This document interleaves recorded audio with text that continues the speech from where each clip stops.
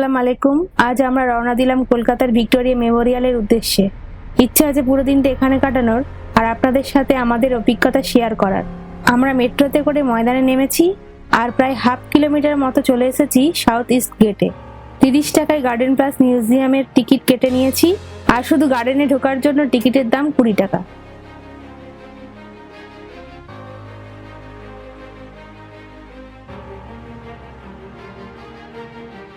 Victoria Memorial একটা iconic landmark আর historical building এই শহর কলকাতার। এই বিশাল মনুমেন্ট কাম মিউজিয়াম বহন করে চলেছে কলকাতার ঔপনিবেশিক আর আর্কিটেকচারাল ঐতিহ্যকে। এই ঐশ্বর্যপূর্ণ মনুমেন্ট পুরোপুরি মাকড়ানা মার্বেল দিয়ে তৈরি আর এটির লেন্থ 103 মিটার, চওড়া 69 মিটার আর হাইট 56 মিটার।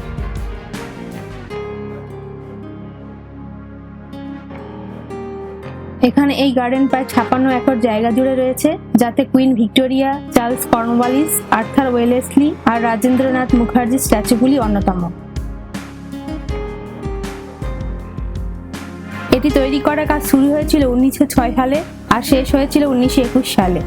সর্বপ্রথম এটি তৈরি করার আইডিয়া এসেছিল লর্ড কার্জনের মাথায়, যিনি ছিলেন তৎকালীন ভারতের ভাইসরয়। কুইন ভিক্টোরিয়া ব্রিটিশ ইন্ডিয়ার ইমপ্রেস ছিলেন। তার 1901 সালে মৃত্যু হওয়ার পর লর্ড কার্জন সাজেস্ট করেছিলেন এই স্থাপনাটিকে তৈরি করার কুইন ভিক্টোরিয়ার স্মৃতির উদ্দেশ্যে।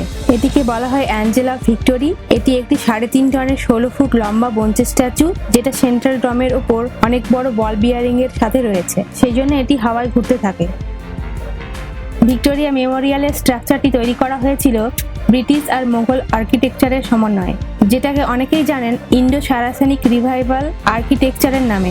এই রকম architecture style British India follow করত 19 শতাব্দীতে। ডিজাইনের দিক থেকে দেখতে গেলে ভিক্টোরিয়া মেমোরিয়াল ইন্সপায়ার হয়েছিল তাজমহল থেকে। এটির মেন একটা সেন্ট্রাল ডোম আর 4টে ছোট ডোম আছে। এবার আমরা মিউজিয়ামের ভেতরে যাচ্ছি।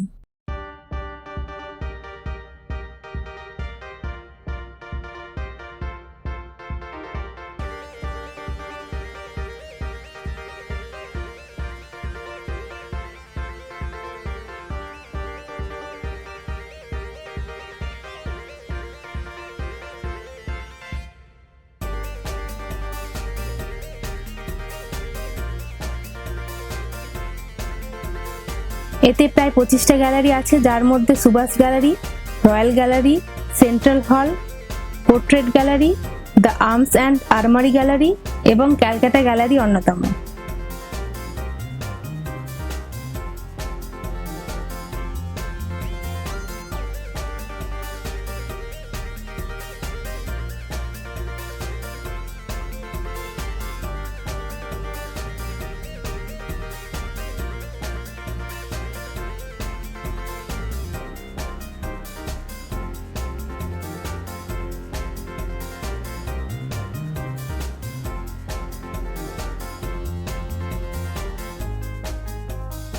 এছাড়াও যে এক্সিবিটস গুলো আছে সেগুলো হলো কয়েন, স্ট্যাম্পস আর ম্যাপস সেই সময়ের।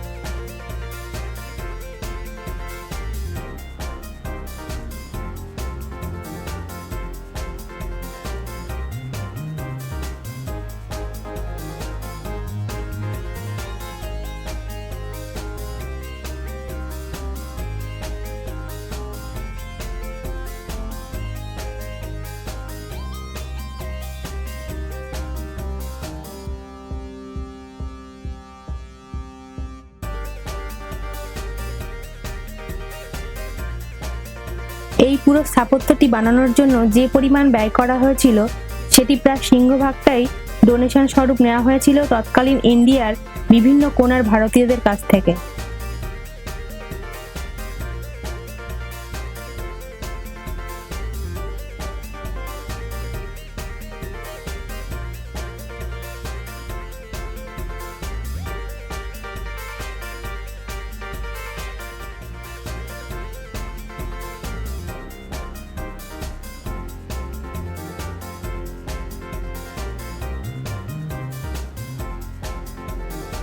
প্রথমে এখানে প্রেসিডেন্সি জেল বানানোর কথা ছিল, কিন্তু পরে এখান থেকে প্রেসিডেন্সি জেলকে সরিয়ে নেওয়া হয় আলিপুরে, আর ভিক্টোরিয়া মেমোরিয়ালের কনস্ট্রাকশনের কাজ শুরু হয়।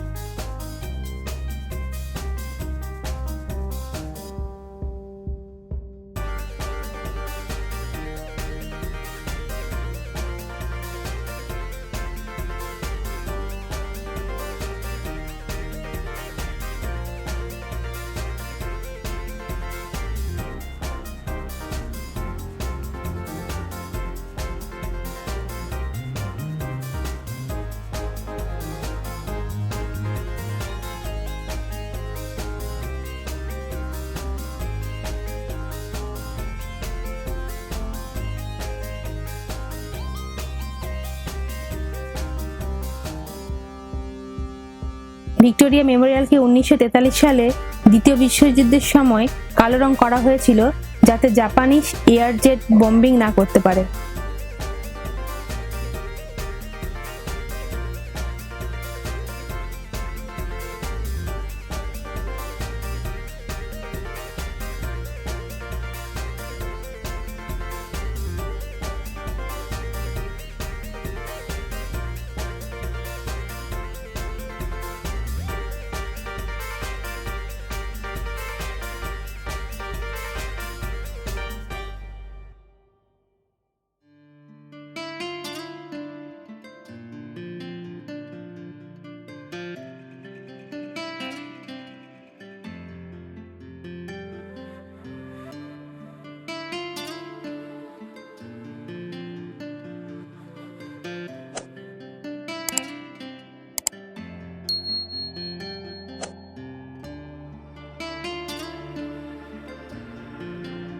এখন আমরা বেরিয়ে এসেছি মিউজিয়াম থেকে।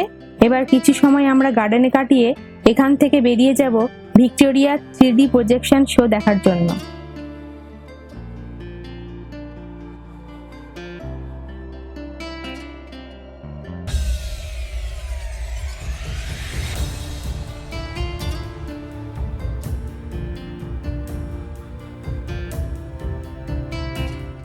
এখন আমরা ভিক্টোরিয়া ইস্ট গেট দিয়ে ঢুকে পড়েছি।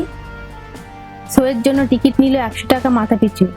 এর টাইমিংটা একটু বলে রাখি, এটা শুরু হয় সন্ধ্যে 6:30 থেকে।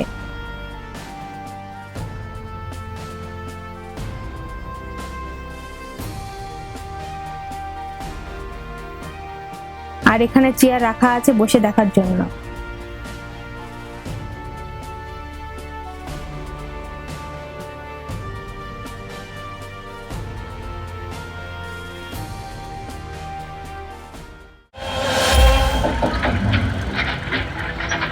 रेडियो आजाद हिंद हूं। यहां दिन के 2 बजे हैं और भारत में शाम के 6:30। मैं आविष्कार हूं उस समय का, जब आवाज ने तरंगों की सवारी नहीं सी उनको मजबूत करने में लगे थे। उनकी राय बिल्कुल अलग थी। आजादी का लक्ष्य प्राप्त करने के लिए कठोर निर्णय लेने ही होंगे। अहिंसा का विचार पावन और कारगर विचार है, लेकिन जब इससे बात नहीं बनती तब दूसरे रास्ते भी ढूंढने पड़ते हैं।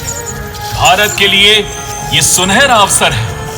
ब्रितानी हुकूमत से अब हमें कोई समझौता मंजूर नहीं। थोड़े छट गए थे। मन में मातृभूमि और उसकी मुक्ति की बातें घूमने लगी थी कि तभी पिता ने फरमान सुनाया कि सुभाष, तुम कैम्ब्रिज जाओ।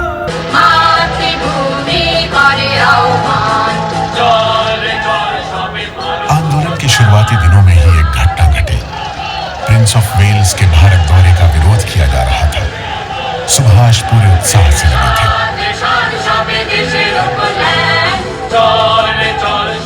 गिरफ्तारियां हो रही थी कि तभी खबर मिली कि देशबंधु जी की पत्नी वासंती देवी गिरफ्तार कर ली गई।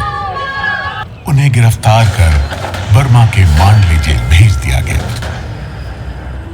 ये वही जेल है जहां लोकमान्य तिलक और लाला लाजपत राय जैसे संग्रामियों को रखा गया था। गांधी जी जब एकांत में चिंतन कर रहे थे, तब सुभाष ने स्वतंत्रता संग्राम की गति को बनाए रखने में आगे बढ़कर योगदान दिया। मिल मजदूरों को संगठित किया, साइमन कमीशन का विरोध किया, विदेशी वस्तुओं का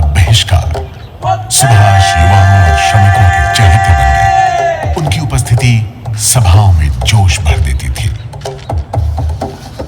अपने पिता के साथ चले संग्राम में तो सुभाष जीत गए। निषिद्ध है। मुझे लगता है तुम अपने मातृभूमि के लिए नई रोशनी और उम्मीद के संदेशवाहक बनकर आए हो। आने वाली लड़ाई में उसका साथ शायद मैं न दे पाऊं। मैं केवल आशीर्वाद दे सकता हूं और विदा लेता हूं। तरह आजाद हिंद रेडियो स्वरूप में आया। साथियों, भारत की मुक्ति का समय आ पहुंचा है। भारत उठेगा और गुलामी की उन जंजीरों को काट फेंकेगा जो जमाने से उसे जकड़े पड़ी हैं। भारत की मुक्ति के लिए एशिया और विश्व के अन्य देश भी आगे बढ़ रहे हैं। सिंगापुर जापान के कब्जे में था। नेताजी चलती लड़ाई में महीनों लंबी यात्रा करके समुद्र के रास्ते पनडुब्बी से जापान पहुंचे। कियानी ने आदेश दिया और जय हिंद दिल्ली चलो के नारे लगा के जोशीले भारतीय जवानों ने इंफाल पर धावा बोल दिया। आजाद हिंद फौजियों ने भारत की सीमा में घुसकर तिरंगा लहरा दिया। वहां कुछ ही दूर उस नदी के पार, उन जंगलों से आगे, उन पहाड़ियों के उधर फैली है हमारे सपनों की धरती।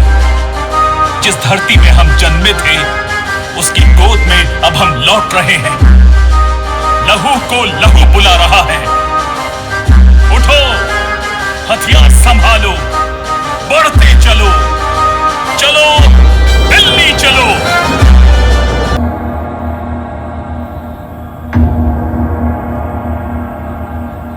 जनगण मन अधिनायक जय हे भारत भाग्य विधाता। पंजाब सिंध गुजरात मराठा द्राविड़ उत्कल बंगा। विंध्य हिमाचल यमुना गंगा उच्छल जलधि तरंगा। तब शुभ नामे जागे, तब शुभ आशीष मांगे। गाहे तब जय गाथा, जनगण मंगलदायक जय हे भारत भाग्य विधाता। जय हे, जय हे, जय हे, जय जय जय जय हे। আমাদের এই ব্লগটি ভালো লাগলে ভিডিওটিকে অবশ্যই লাইক আর শেয়ার করবেন আর এই চ্যানেলকে সাবস্ক্রাইব করবেন এইরকম ব্লগ আগামীতে দেখার জন্য।